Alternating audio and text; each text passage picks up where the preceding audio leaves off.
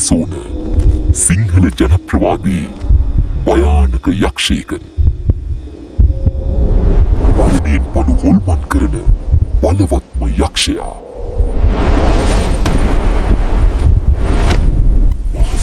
මහසෝනා.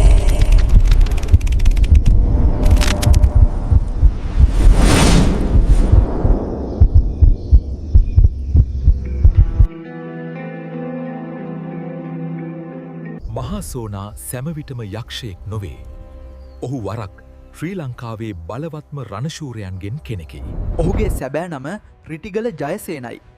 ඔහු දුටුගැමුණු රජුගේ පුරාවෘත්තයේ සිටි මහා යෝධයන් 10 දෙනාගෙන් කෙනෙකි. එලාර රජු හා පැවති යුද්ධයෙන් ජයගැනීම නිසා රාජධානියේ උත්සවයක් පැවැත්වුණා. දස මහා යෝධයෝ හා ඔවුන්ගේ පවුල්වල අයද මීට සහභාගී වුණා. එහෙන් මේ උත්සවය අතරතුර ජයසේන සහ ගෝටයිම්බර යෝධයන් අතර ගැටුමක් හටගත්තේය.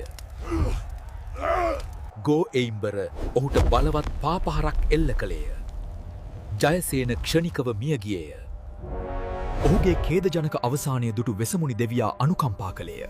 ශරීරය සීතලවීමට පෙර ඔහු ජයසේනට නැවත පණ දෙන්නට උත්සාහ කළේය. නමුත් ගැටලුවක් තිබුණා. ජයසේනගේ හිස අතුරුදහන් විය.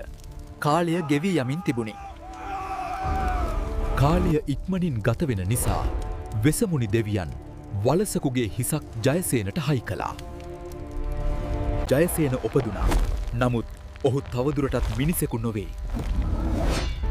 මහසොනා යක්ෂයා බවට පත්විය වෙසමුණි ඔහුට අද්භූත බලයන් ලබා දුන්නේයෝ. යෝධයන්ට වඩා ශක්තියෙන් සහ සදහටම බියකරු යක්ෂයෙකු ලෙස සැරිසැරීමේ ශාපය. දුටුගැමුණු රජුගේ වීරයෙක්.